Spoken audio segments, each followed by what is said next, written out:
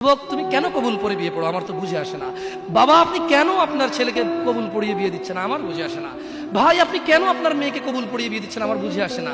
আপনার মেয়ে হলুদ কাপড় পরে, মাথার মধ্যে খোপা দেয়, 3 জন এসে দুধ খাওয়ায়, 4 জনে কোলে নিয়ে নেয়, 6 জনে গান বাজায়, 10 জন এসে হলুদ মাখে। শুধু বুঝি মৌলবি দিয়ে কবুল পড়ালে বুঝি মুসলিমের বিয়ে হয়? শুনুন, আপনার নবী মুহাম্মদুর রাসূলুল্লাহ সাল্লাল্লাহু আলাইহি ওয়াসাল্লাম কবুলের পদ্ধতি দিয়ে গেছেন, তাই কবুল পড়ায় মুসলমানের বিয়ে মনে করেন না। কিন্তু বাকি যেগুলো করেন এগুলো কার পদ্ধতি? কার? মিথ্যা কথা বলবেন না। হুজুর ডেকে খুতবা পড়ে কবুল পড়ে বিয়ে কার পদ্ধতি? আল্লাহ নবীর। এই গান কার পদ্ধতি? কেন করতেছেন? ওটা তো আপনার বিয়ের অংশ। বিয়ে না হলে তো বাজাতেন না।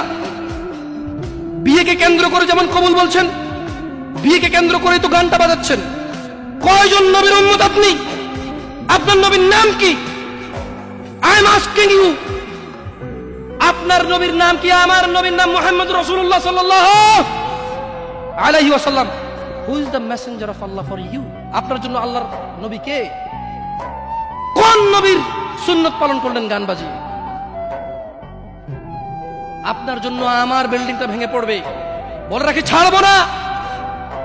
আল্লাহ, তুমি আমার ভাইদেরকে হিদায়াত দাও ইয়া আল্লাহ, ছাড়বো না। এই যে ভূমিকম্প হলো আপনার গান বাজনা বাজানোর কারণে। মুহাম্মদ সাল্লাল্লাহু আলাইহি ওয়াসাল্লাম কি মিথ্যা কথা বলে? কারা কারা হাত